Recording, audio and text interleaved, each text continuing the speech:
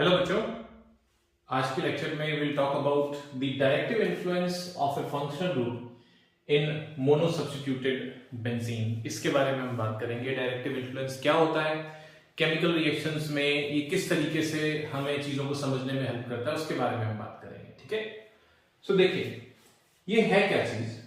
सबसे पहले तो आप ये समझिए कि जो बेंजीन रिंग होता है, ठीक है, बेंजीन रिंग में कॉन्जुगेशन होता है। कॉन्जुगेशन का मतलब आप जानते हो कि उसमें ऑल्टरनेट जो है पाई इलेक्ट्रॉन्स हैं। अब अगर इस पर कोई ग्रुप लगा हुआ है पहले से, ठीक है, एक मोनो सब्स्टिट्यूटेड बेंजीन का मतलब क्या होगा कि उसके ऊपर क्या होगा कि एक आपके पास ग्रुप लगा होगा ऑलरेडी, कोई भी हो सकता है, नाइट्रो, मिथाइल, एथाइल, कोई क्लोरो, व्हाटएवर इट इज, ऐसा कोई भी ग्रुप लगा हुआ है। और उस ग्रुप के लगे होने का जो है क्या इंपैक्ट पड़ता है बेंजीन रिंग पर फर्दर रिएक्शंस के लिए, स्पेशली इलेक्ट्रोफिलिक सब्स्टिट्यूशन के लिए, तो उसके बारे में हम समझेंगे यहां पर। ठीक है, तो देखिए क्या है, जैसे अगर हम बात करें, ये एक फिनोमेना से समझा जा सकता है जिसको आप रेजोनेंस इफेक्ट या मीजोमेरिक इफेक्ट बोलते हैं। ठीक, रेजोनेंस इफेक्ट या मीजोमेरिक इफेक्ट जो होता है वो दो तरीके का होता है, एक होता है प्लस आर इफेक्ट और एक होता है माइनस आर इफेक्ट। ठीक है, तो उसके बारे में हम जरा समझते हैं। रेजोनेंस बेसिकली है क्या, ये जो है it is a phenomena of delocalization of pi electrons, जो कि एक कॉन्जुगेटेड सिस्टम में होता है। कॉन्जुगेशन का मतलब होता है ऑल्टरनेट हो, पाई इलेक्ट्रॉन्स हो या लोन पेयर्स हो, ठीक है, नेगेटिव चार्ज हो, तो वो क्या होता है, अगर ऑल्टरनेट आता है तो उसमें डीलोकलाइजेशन इलेक्ट्रॉन्स का पॉसिबल होता है। ठीक है, तो वो एक रेजोनेंस का अलग फिनोमेना है। फिलहाल हम आज हम डायरेक्टिव इन्फ्लुएंस की बात करेंगे। तो देखिए ये रेजोनेंस इफेक्ट जो होता है ये दो तरीके का होता है। ठीक है, और स्पेसिफिकली जो है इसमें हम बात करें तो सबसे पहले इसको बोलते हैं रेजोनेंस इफेक्ट। रेजोनेंस इफेक्ट या मीजोमेरिक इफेक्ट।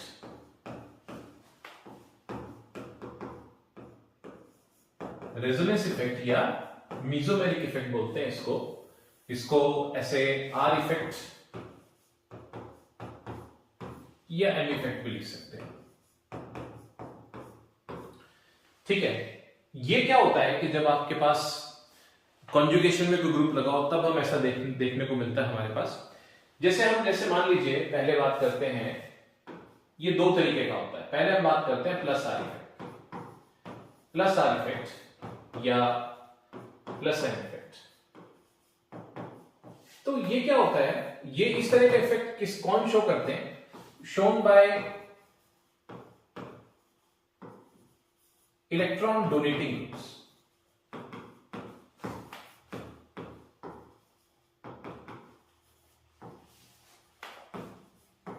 मैं शॉर्ट में इसको EDG लिख लूं अगर, ये इलेक्ट्रॉन डोनेटिंग ग्रुप्स शो करते हैं।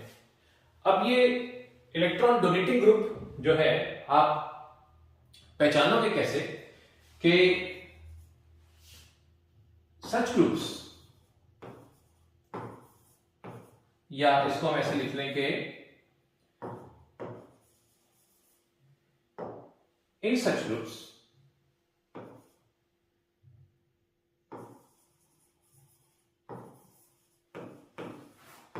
the atom bonded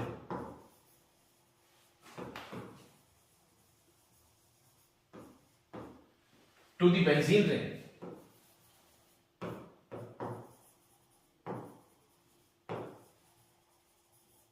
has one or more lone pair of electrons.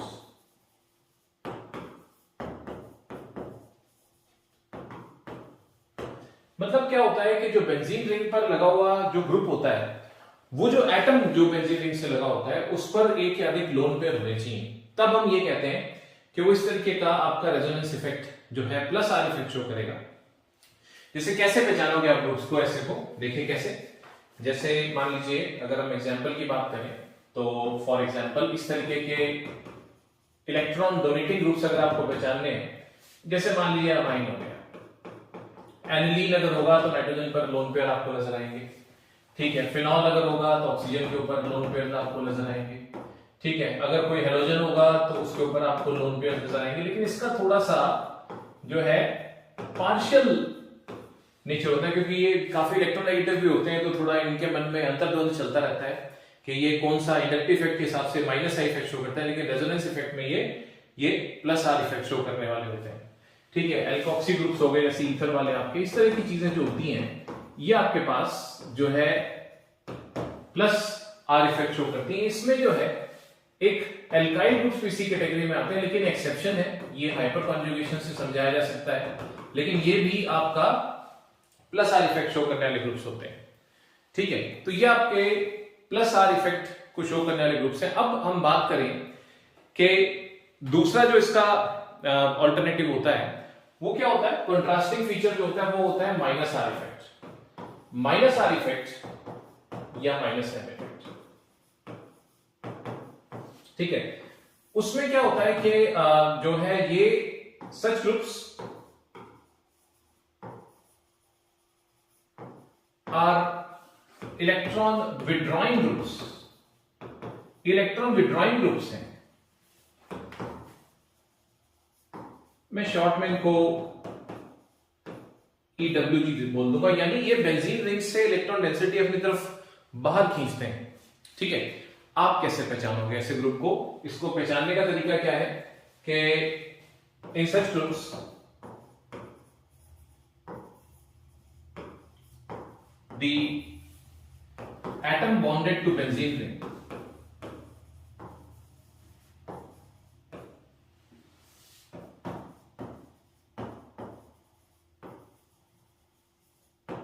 does not possess any lone pair of electrons,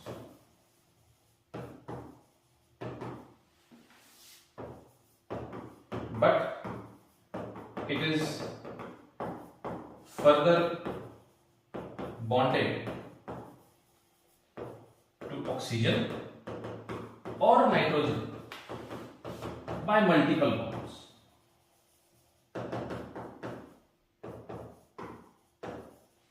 ये ऑक्सीजन और नाइट्रोजन से मल्टीपल बॉन्ड मतलब डबल या ट्रिपल बॉन्ड से जुड़ा होता है आगे, मतलब ये पर्टिकुलर एटम पे कोई लोन पेयर नहीं दिखेगा, लेकिन आगे ये जो है ऑक्सीजन और नाइट्रोजन से मल्टीपल बॉन्ड्स से जुड़ा होता है। तो ये कैसे ग्रुप्स क्या होते हैं कि आपका जो आप ये कहें कि माइनस आर या माइनस एम इफेक्ट शो करते हैं।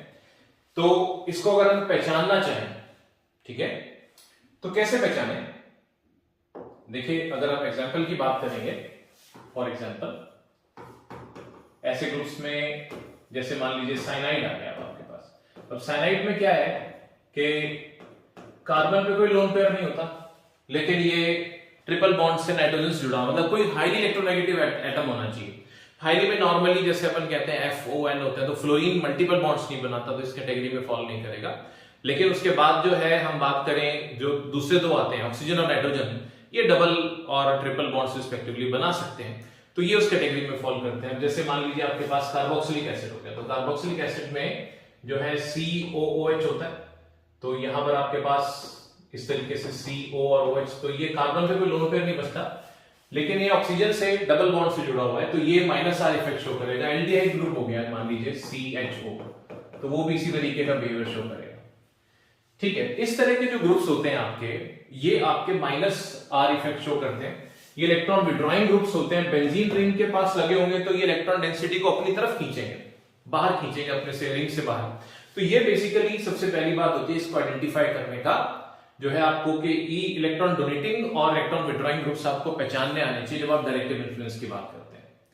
अब हम इसका एक बार जरा पूरा प्रोसेस समझते हैं कि इसका इंपैक्ट क्या आता है। ठीक है, तो एक बार पहले हम प्लस आर एक एग्जांपल में माइनस आर से समझते हैं, फिर उसकी एप्लीकेशन समझेंगे। ठीक है, तो देखिए क्या है कि सबसे पहले हम जो है पूरा समझे, जैसे पहले प्लस आर इफेक्ट की बात कर लेते हैं। तो प्लस आर इफेक्ट हम लेते हैं, एग्जांपल लेते हैं मान लीजिए फिनॉल में। ठीक है, phenol plus are effect show करेगा क्योंकि जो ऑक्सीजन जुड़ा हुआ है बेंजीन रिंग से उसके ऊपर आपको लोन पेयर्स नजर आ रहे हैं, तो ये प्लस आर इफेक्ट शो करेगा। तो ये किस तरीके से होगा ये आप समझिएगा। जैसे ये मैं बनाता हूं आपके लिए यहां पर फिनॉल, ठीक है, फिनॉल बनाते हैं अपन। चलिए तो एक बार व्हाइट सी ले लेते हैं इसको। ठीक है, तो ये फिनॉल हो गया आपके पास। ठीक है जी, अब समझने के पॉइंट ऑफ व्यू से कुछ मैं यहाँ पर थोड़ा इसको समझाऊंगा भी ये क्या हो रहा है। तो एक बार मैं यहाँ पर थोड़ा सा एक और भी फिनॉल का पूरा इलेबोरेटेड एक स्ट्रक्चर बना लेता हूं, ठीक है, ताकि अपने को समझने में ये काम आएगा। ये देखिए, ये बनाया ना मैंने फिनॉल, ये समझने के लिए बनाऊंगा, ठीक है। और ये यहां पर आपको पता ही ये बॉन्ड्स होते हैं, ठीक है जी। तो अब क्या है कि सबसे पहली बात आपको ग्रुप को देखकर आइडेंटिफाई करना आना चाहिए कि ये किस तरह का बिहेवियर शो करेगा। मतलब ये जब ऑक्सीजन पर लोन पेयर्स हैं, इसका मतलब ये एक इलेक्ट्रॉन डोनेटिंग ग्रुप है, यानी ये इलेक्ट्रॉन डेंसिटी को, इसकी जब बात करेंगे तो इलेक्ट्रॉन डेंसिटी को रिंग की तरफ पुश करने वाला ग्रुप है, ठीक है ना, इलेक्ट्रॉन डोनेटिंग ग्रुप है, it is an electron donating group, ठीक है। तो ये पहचानना आपको आ गया। फिनॉल नहीं होता, एनिलीन होता, अगर मिथॉक्सीबेंजीन जो होता है, मतलब एनिसोल, फेनिटोल, ऐसी कोई भी चीज होती है, सभी यही काम करते हैं, ठीक है। तो इसकी हम प्रोसेस समझते हैं, देखिए,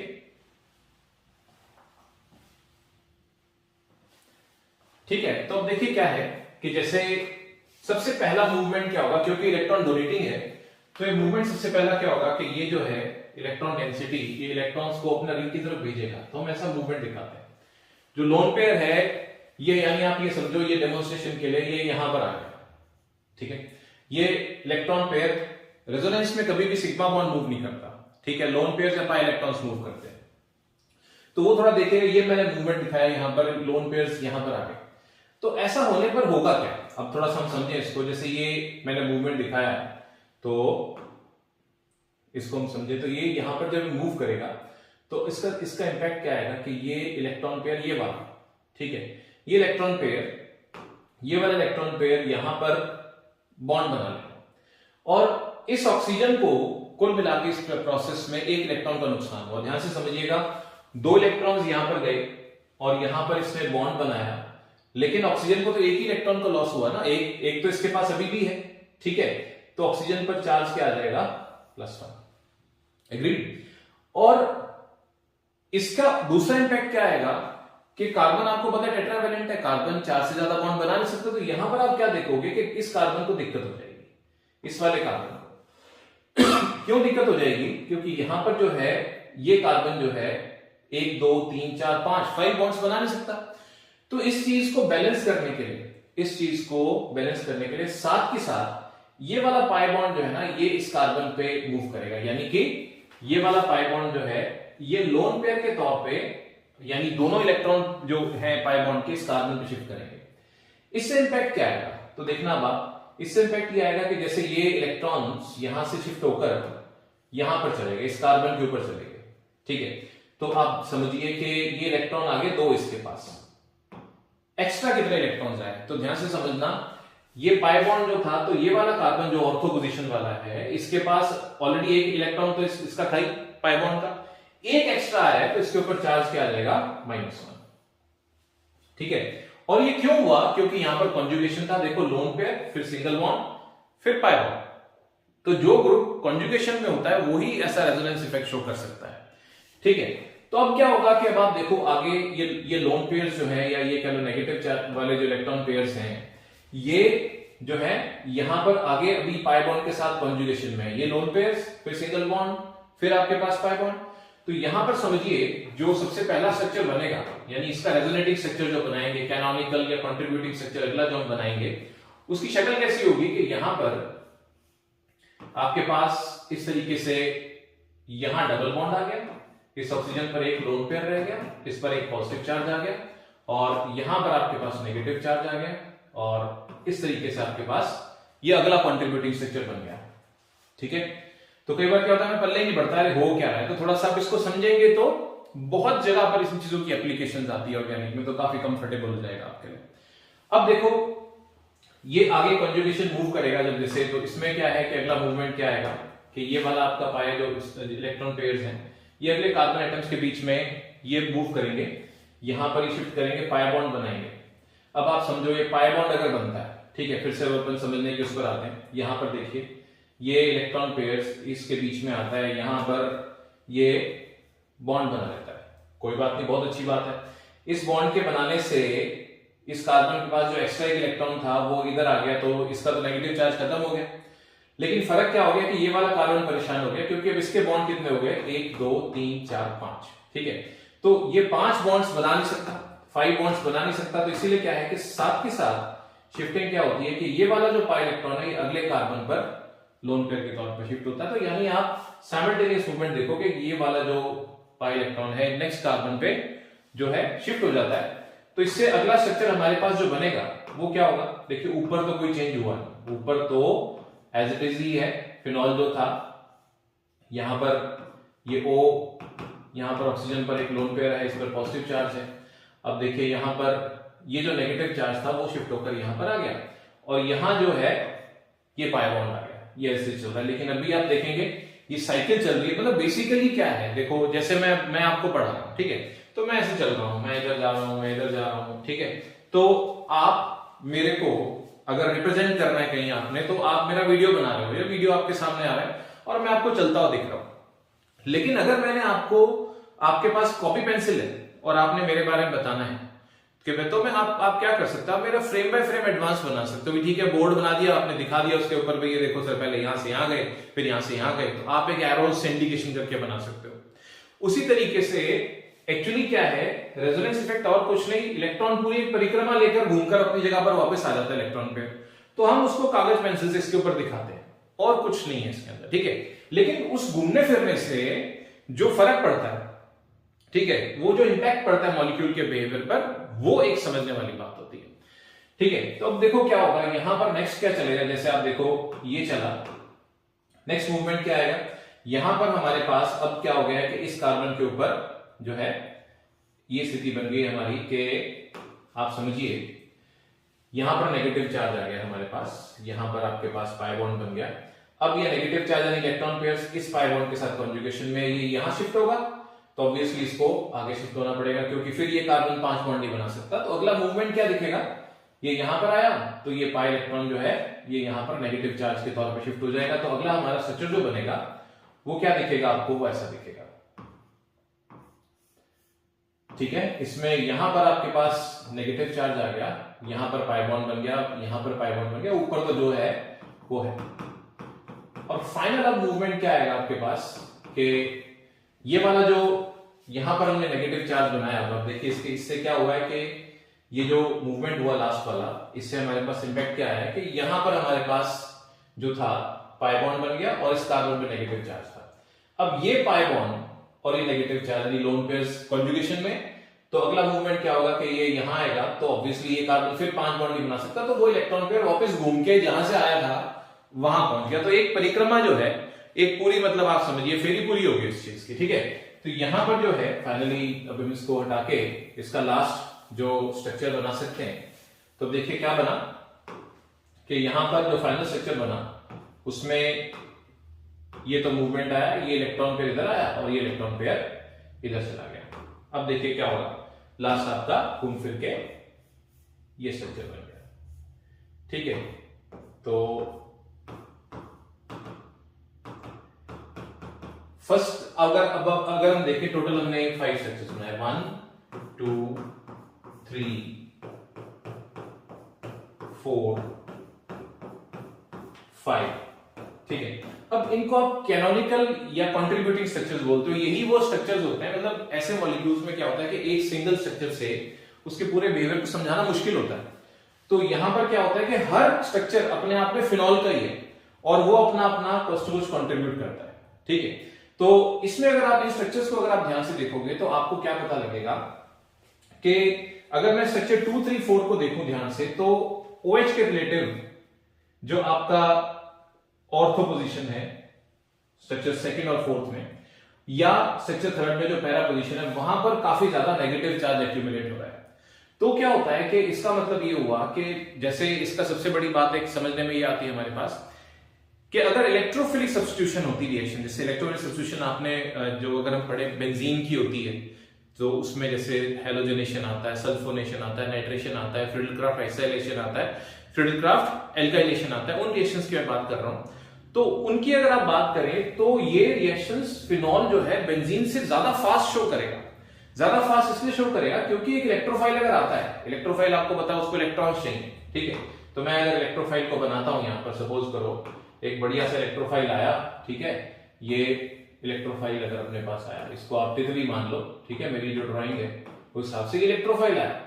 तो ये इलेक्ट्रोफाइल को कहां पर जो है ये तो चिपकना चाहता है नेगेटिव साइड पर, तो इसको जहां ज्यादा जो नेगेटिव लोकेशन नजर आएगी वो आप समझ सकते हो ये जो है इन्विटेशन है इसके लिए, यहां पर पैरा पोजीशन पर, यहां पर ऑर्थो पोजीशंस पर, जहां पर ये जाके H पॉजिटिव को हटाकर और खुद वहां पर जाके लगेगा। तो ऐसे ग्रुप्स जब लगे होते हैं रिंग के ऊपर तो उसको ना हम रिंग एक्टिवेटिंग ग्रुप्स बोलते हैं। रिंग एक्टिवेटिंग का मतलब होता है कि ये जो है और फास्ट कराते हैं, इलेक्ट्रोफिलिक सब्स्टिट्यूशन जो होता है उसको बेंजीन के मुकाबले फास्टर पेस पर कराते हैं, चाहे फिनॉल हो गया, एनिलीन हो गया, they are very easily they undergo electrophilic substitution as compare to benzene, ठीक है। और ये ना ऑर्थो पैरा डायरेक्टिंग कहलाते हैं। ऑर्थो पैरा डायरेक्टिंग कैसे होते हैं ये, क्योंकि ये आने वाले जो इलेक्ट्रोफाइल को दिशा निर्देश देते हैं कि भैया मेरे रिलेटिव आप ऑर्थो या पैरा वाले हाइड्रोजन को हटाकर वहां पे लग जाओ, ठीक है ना। जैसे अगर मान लो आप अपने क्लासरूम में जाते हो, ठीक है, जब आप जाते हो मान लो सुबह सबसे पहले पहुंच गए आप अपनी क्लास में, तो आप अकेले हो तो कहीं भी जाके बैठ सकते हो आप। वो तो होता है जब एक पहला सब्स्टिट्यूशन होता है बेंजीन पर। दूसरा जब होना होता है तब क्या होता है, जो दूसरा स्टूडेंट आया क्लासरूम में तो आप पहले से वहां विराजमान हो, तो होगा क्या, वो आप उसको डायरेक्शन दोगे कि अगर तो आपका दोस्त होगा तो वो आपके पास आके बैठेगा, अगर नहीं होगा तो आपसे दूर जाके बैठेगा। तो वो डायरेक्शन आपने उसको दी, उसी को डायरेक्टिव इन्फ्लुएंस बोलते हैं। तो क्या होता है, ऑलरेडी जैसे एक OH ग्रुप लगा हुआ है तो अगला इलेक्ट्रोफाइल जो आके लगेगा ये उसको दिशा निर्देश देता है, भाई यहां पर जाकर लग, मेरे रिलेटिव तू या तो ऑर्थो पर चला जा या मेरे रिलेटिव तू पैरा पर चला जा। ये बात जो है, ये जो हम टॉपिक ये पढ़े इसीलिए इसको डायरेक्टिव इन्फ्लुएंस बोलते हैं कि पहले से एग्जिस्टिंग कोई ग्रुप है, मोनो सब्स्टिट्यूटेड बेंजीन है, वो अपना क्या इंपैक्ट डालता है नए ग्रुप को अगर उसके ऊपर आना होता है। तो आप क्या देखोगे, फिनॉल का जब भी इलेक्ट्रॉनिक सब्स्टिट्यूशन कराओगे, मान लो आप हेलोजनेशन करा रहे हो तो हेलोजन फिनॉल के रिलेटिव ऑर्थो पैरा पर आके लगे। अगर क्लोरीन से AlCl3 रिएक्शन करा रहे हो तो वो यहां पर ऑर्थो पैरा पर आकर लगेगा। अगर आप नाइट्रेशन करा रहे हो तो नाइट्रो ग्रुप जो है वो फिनॉल के ऑर्थो या पैरा पर आकर ऑर्थो नाइट्रोफिनॉल और पैरा नाइट्रोफिनॉल मिलेगा। और यूजुअली पैरा नाइट्रोफिनॉल्स जो होते हैं वो ज्यादा अच्छे जो है मतलब अमाउंट्स में मिलते हैं, मेजर प्रोडक्ट होते हैं। दूसरी बात वो ये आती है कि फिनॉल जैसी चीजें जो होती हैं, इस तरह की चीजें जो होती हैं, इनपे से इस तरह के ग्रुप्स जो होते हैं, मतलब न्यूक्लियोफिलिक सब्स्टिट्यूशन इनका बड़ा मुश्किल होता है। मुश्किल इसलिए होता है क्योंकि अगर आप स्ट्रक्चर सेकंड, थर्ड, फोर्थ को देखोगे तो जब जब आपको कार्बन ऑक्सीजन का बॉन्ड तोड़ना हो फिनॉल में, या आपको कार्बन हेलोजन का बॉन्ड तोड़ना हो हेलो एरीन में, वो बड़ा मुश्किल हो जाता है। क्योंकि ये स्ट्रक्चर्स जो है ये हमें बताते हैं कि वैसे देखने में फिनॉल में यहाँ पर कोई आपको डबल बॉन्ड नजर नहीं आता, लेकिन जब आप रेजोनेटिव स्ट्रक्चर्स बनाते हो तो आप क्या देखते हो कि यहाँ पर आपको डबल बॉन्ड कैरेक्टर भी उनके बीच में नजर आ रहा होता है। तो इस बॉन्ड को तोड़ना है ना, इस बॉन्ड को तोड़ना जो होता है ना वो काफी मुश्किल हो जाता है। ये बात होती है इसके अंदर, ये वाला बॉन्ड जो है ये तोड़ना इट्स वेरी डिफिकल्ट, ठीक है। तो ऐसी रिएक्शंस आसानी से नहीं हो पाती। तो ये तो हुआ इसका वन हाफ जिससे आप प्लस आर इफेक्ट देखते हैं। अब इसका सेकंड हाफ देखते हैं हम, जिसके बारे में हम बात कर रहे हैं, तो वो है माइनस आर इफेक्ट, ठीक है। तो माइनस आर इफेक्ट का हम एग्जांपल ले लेते हैं। जैसे देखिए माइनस आर इफेक्ट इन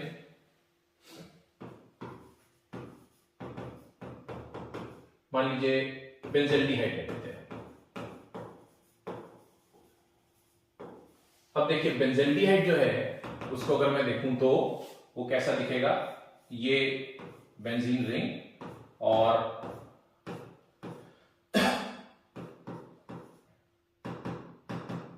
ये CH, ठीक है। अब आप देखिए कॉन्जुगेशन, सारा खेल कॉन्जुगेशन होने का है। कॉन्जुगेशन कहां पर है, आप देखो ये लोन पेयर्स, ठीक है, पाई बॉन्ड है, पाई बॉन्ड का सिंगल बॉन्ड फिर पाई बॉन्ड।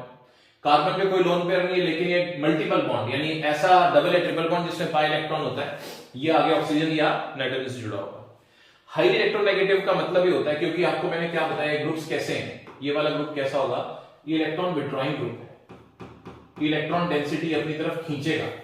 तो खींचने वाला ग्रुप जो होता है वो आपको उसमें उसकी इलेक्ट्रोनेगेटिविटी होनी चाहिए। तो ये आपका यहां पर highly electronegative with capacity to form multiple bond में ऑक्सीजन और नाइट्रोजन इस कैटेगरी में फॉल करते हैं, ठीक है। तो अब देखिए क्या आता है इसमें, जैसे इसके लिए भी मैं आपको डेमोन्स्ट्रेशन के लिए यहाँ पर साइड में इसके जो पूरी परिक्रमा ही देखनी होती है हमने, तो मैं आपको अगर दिखाऊं एक बार, थोड़ा अब हम थोड़ा शॉर्टकट ले सकते हैं, आप चीजें समझने लग गए होंगे। तो यहां पर मान लीजिए बेंजीन रिंग में मैं आपको दिखाना चाहता हूं मूवमेंट से किस तरह का इंपैक्ट आएगा। सबसे पहले ये जैसे इलेक्ट्रॉन विड्रॉइंग ग्रुप है, ठीक है, इलेक्ट्रॉन विड्रॉइंग है तो ये इलेक्ट्रॉन डेंसिटी अपनी तरफ खींचेगा, तो ये इलेक्ट्रॉन ऑक्सीजन पे जाएंगे। ये ऑक्सीजन पे जाएंगे तो क्या होगा, कार्बन की वैलेंसी जो पूरी हो रही थी 4 वो 3 रह जाएगी। उसको कंपेंसेट करने के लिए वो इंपैक्ट जो है रिंग पे जाएगा और रिंग का पाई इलेक्ट्रॉन, क्योंकि कॉन्जुगेशन है, ऑल्टरनेट है आपके पास पाई बॉन्ड्स अवेलेबल, वो रिंग से बाहर निकल जाएगा, ठीक है ना। तो रिंग से बाहर निकलेगा तो जैसे देखिए यहां पर जो हमने इंपैक्ट दिखाया ये रिंग से बाहर ऐसे ये प्रोसेस ही पहला स्टेप है। यही मेन अंतर है। इलेक्ट्रॉन डोनेटिंग के पहले स्टेप में क्या था, बाहर वाले ग्रुप के इलेक्ट्रॉन्स रिंग में जा रहे थे, यहां पर रिंग के इलेक्ट्रॉन्स बाहर आ रहे हैं, ठीक है।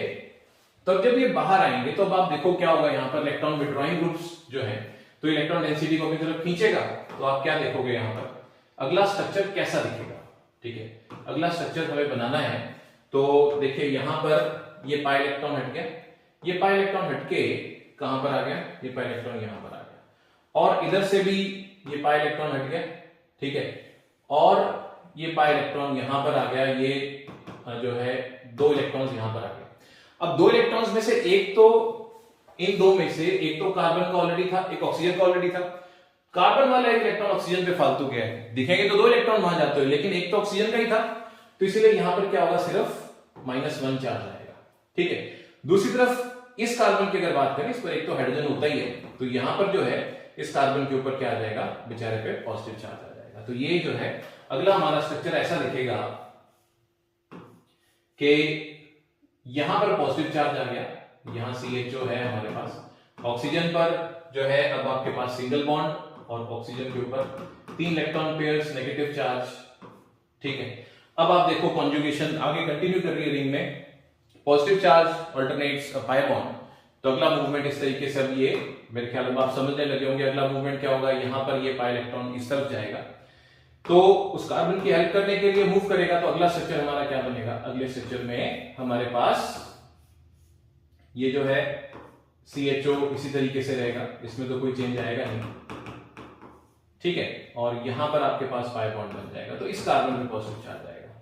अगला मूवमेंट इस तरीके से आएगा, ठीक है, ये मूवमेंट आया तो अगला कंपाउंड क्या बनेगा, अगला जो रेजोनेटिंग स्ट्रक्चर क्या बनेगा, यहां पर पॉजिटिव चार्ज आ जाएगा, ठीक है ना, क्योंकि इस वाले कार्बन को तो फर्क पड़ा नहीं, पहले इधर से पाई बॉन्ड बना रहा था, इधर से पाई बॉन्ड बना रहा है, तो इस पर्टिकुलर कार्बन को जो है मेटा वाली पोजीशन पर कुछ नहीं होता, आगे ऑर्थो पर पॉजिटिव चार्ज आता है, इस तरीके से, ठीक है। बाकी ये CHO ऊपर अपना ऑलरेडी जैसा चल रहा है वैसा एज इट इज है। और फाइनली जो लास्ट क्या होता है, परिक्रमा एक हमने दिखानी है, पूरा जो घूम चक्कर करके आ रहा है इलेक्ट्रॉन, तो लास्ट फाइनली आता है यहां पर, तो अगला स्ट्रक्चर क्या दिखेगा हमें, वो ये दिखेगा कि आपके पास जो है वापस इलेक्ट्रॉन पेयर जो है वो इधर आ गए, और जो है इसमें जो इलेक्ट्रॉन क्लाउड है जो हमारे पास था वो वापस घूमकर इधर ही आ जाएगा इसी कार्बन के पास। तो फाइनली हमारे पास स्ट्रक्चर क्या बनेगा, ये स्ट्रक्चर ये बनेगा कि इसमें जो है इधर से आपके पास ये कंपेंसेट हो जाएगा इस तरीके से, वापस CH डबल बॉन्ड O आपके पास बन जाएगा इस तरीके से, ठीक है ना। तो इस पूरी प्रक्रिया में जो है हमारे पास होगा क्या कि जो आपके पास, जैसे अगर आप देखेंगे ये स्ट्रक्चर्स को, अगर हम देखें 1 2 3 4 5,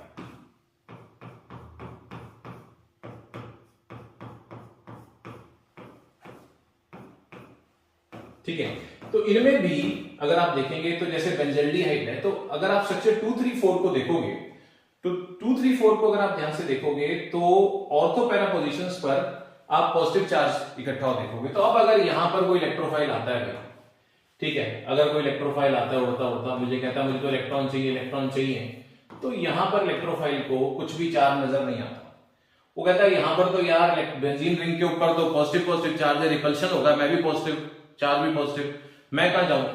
तो बेसिकली क्या होता है, रिंग का मन खत्म हो जाता है, वो इलेक्ट्रोफाइल को अट्रैक्ट नहीं करता, तो ये डीएक्टिवेटिंग ग्रुप्स कहलाते हैं, रिंग डीएक्टिवेटिंग ग्रुप्स। यानी इलेक्ट्रोफाइल सब्स्टिट्यूशन के लिए अगर बेंजीन से कंपेयर करोगे तो बेंजीन से बेंजल्डिहाइड स्लो रिएक्ट करता है, रिंग डीएक्टिवेटिंग ग्रुप्स होते हैं। और अगर आप जबरदस्ती करो, अगर आप फोर्सफुली करोगे, नहीं यार करवाना ही है हमें, तो वो कहता है ठीक है भाई, अगर आप रिलेटिवली देखो तो मेटा पोजिशंस पर कोई ऐसा मतलब अगर रिपल्शन नहीं है तो कोई अट्रैक्शन भी नहीं है, तो अगर आप हार्श कंडीशंस में कराओगे, पहली बात ऐसे कंपाउंड जल्दी से इलेक्ट्रोफिलिक सब्स्टिट्यूशन शो नहीं करते, लेकिन अगर आप हार्श कंडीशंस में करवाओगे तो ड्रास्टिक कंडीशंस में होगा भी तो मेटा पोजीशन पर होगा। यानी अगर आप बेंजल्डिहाइड या बेंजीन नाइट्राइल या आप इस तरह के जो बेंजोइक एसिड, इनका अगर आप इलेक्ट्रोफिलिक सब्स्टिट्यूशन कराते हो, मान लो हेलोजनेशन करा रहे हो, तो हेलोजन जो है इनके रिलेटिव मेटा पोजीशन पर आकर लगता है, इसीलिए इनको क्या बोलते हैं, मेटा डायरेक्टिंग ग्रुप्स बोलते हैं, इस तरीके से। ठीक है, तो ये हमारा आज का मोटिव था। आई होप जो है this lecture has been helpful to you. ये बहुत सारी एप्लीकेशंस में आपको जो है हेल्प करेगा। ठीक है, इसकी एप्लीकेशंस को हम नेक्स्ट वीडियो में समझेंगे। Okay, bye.